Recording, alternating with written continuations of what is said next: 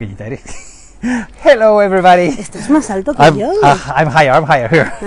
Hello everybody, welcome to Tuesdays with Fran. This is Fran. And this is Elo. Hello. Well, we should say bonsoir because we are in France today. We are in the Pyrenees, in this beautiful, incredible surrounding.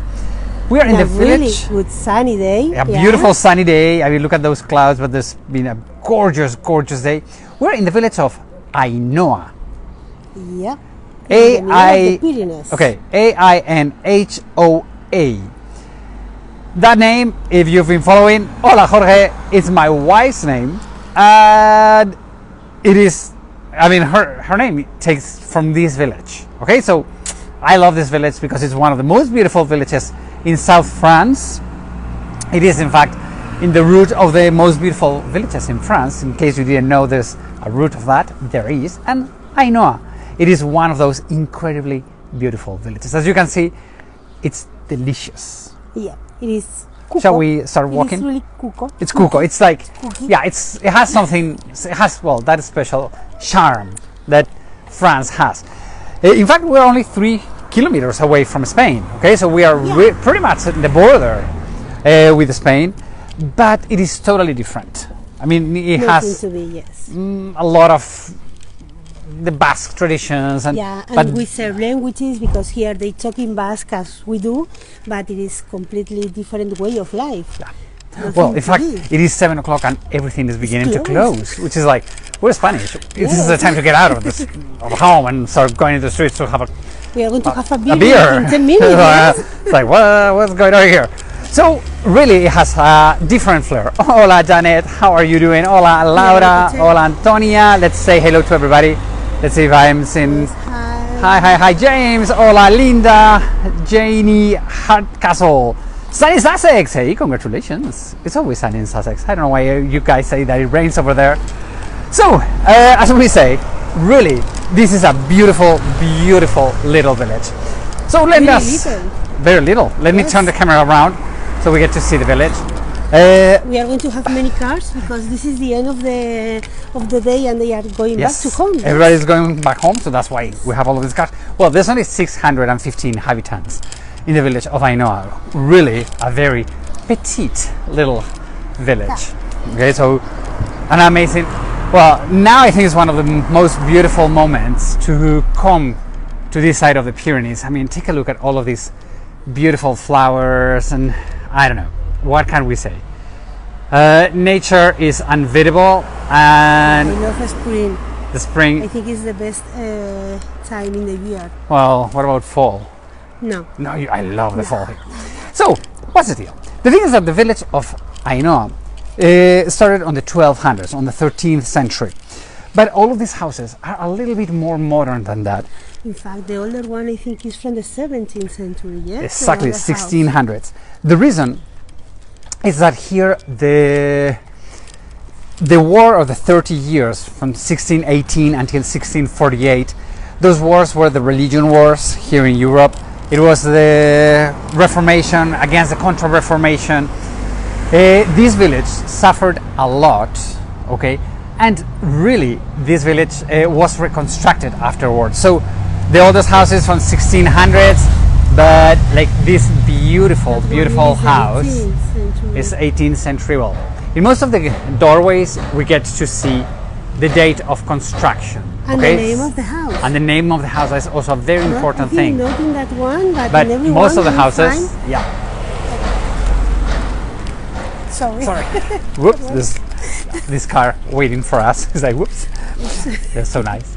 So, the construction, one of the things that shocks, I guess, especially to us, because in this part of the French Basque Country, okay, this is something that we need to understand. Okay, this is what is called Iparralde.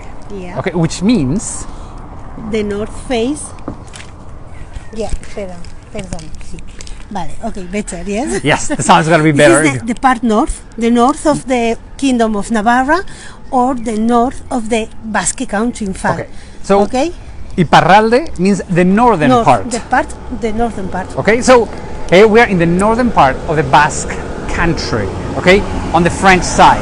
as I say. Okay, so that is something very, very important to understand. And to me, one of the things that I love are all of these super traditional half-timbered houses. Okay, all of these houses with these wooden structures that are so traditional in the Basque world. Okay, but it is more in that part, in Iparralde, than in the Spanish part. Yes, we construct on the Spanish side almost everything in stone. Yes. Here they do stone structure. Yes, we only used for the roof. Yeah, the roofs are made of wood, but here they have all of these incredible wooden structures. Hola Grace, how are you doing? So that is one of the most important things that we have here in the French Basque Country, these half-timbered houses. Now, the jewel of the little village, it is called Santa Maria la Asunción, the Holy Mary of the Assumption. Okay, this beautiful church from the 13th century. Please be aware that the tower, it is from the 19th century. It's quite modern. Okay, it's from 1823. Let's see if we can cross. Okay, let's go. And here, what we have is one of the big traditions on the French Basque Country. We do have the graveyard, the cemetery, at the entrance of the church. Okay, so all of these tombstones, they are,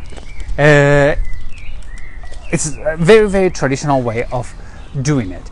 And here is where we mix a little bit of this Catholicism that is very present in the Basque culture, but also the tradition of the Celtic tradition of all of these funeral stels or discoidals, okay, that they represent, well, this one has words, but also you find a lot of symbols, okay, like agricultural. All of these things are beautiful. I mean, I think they represent both things, the tradition, the Christian tradition, but also this mythological tradition. Okay, so all of these graveyards, they're still in use. You have to think that the cemetery is from the 16th or the 17th century. Okay, so it's let's go all the way up here. So I think the view, I mean, I know it's kind of, people say it's kind of creepy to walk in through graveyard, you know, and the tombstones, but for us, death is just part of life, so it's not a big deal. Okay, so really, I mean, take a look at this. I mean, you're dead here, all resting in peace, and you have this beautiful view over the Pyrenees. You have to think that all of what you and see at the thing back, is that some years before, all the cemetery was like that part. Okay, now I think that things are changing, so we have more crosses, but that stelas, yeah, these discoidals, yeah, are the traditional way of burying people. Okay, so as you can see, they can relate to the people who work or what they were working for us. These ones, they were shepherds. James, you love cemeteries. They're so peaceful and beautiful. Yes, me too. Bueno. I love them too. I mean, You know. you don't like them? No. Oh, I think there's. I mean, call me crazy, but. That one with the Oh, and then you have probably the most Basque symbol, which is the lau buru. The lau buru, it is this representation of the four powers of nature, which is a very Celtic symbol. You're going to find it in Ireland and Scotland as well. It's a really, and in Spain, in Asturias, in Asturias, Galicia. yes. So in everywhere that it is Celtic, we're going to find it. So as you can see, unfortunately, the church is closed. Let's not fall down. Okay, but if we go around it,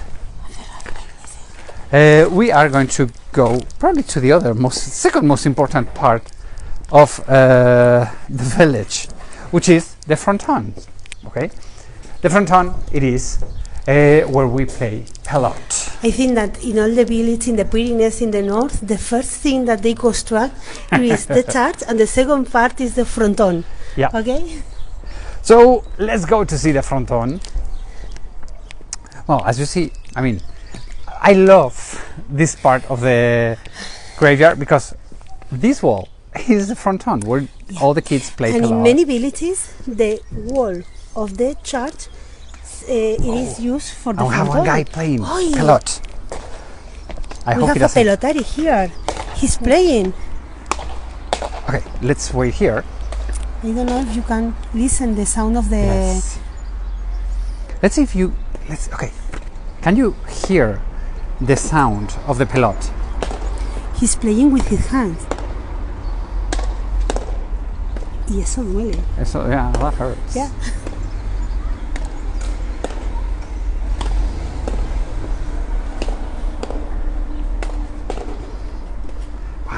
I love that sound. I mean, it reminds me of here childhood. in France, there is a big culture around the pelota, but they don't only play with their hands. They used to have a bosquirol, and they play cesta punta and everything, and they keep these traditions. They have schools for children and everything. So the fronton is just really a wall. It is a wall where you play pelot. Okay, the pelot is a ball, and there's over 50 different games of pelot. You can play the basic one, what this guy is playing, which is hand played. So you play with your bare hand. Oh, la rosa. You can work it. You can play with a pala. A pala, it's a wooden racket. You can also do it with a cesta punta, which is what in the United States people call it highlight. Yeah. Okay?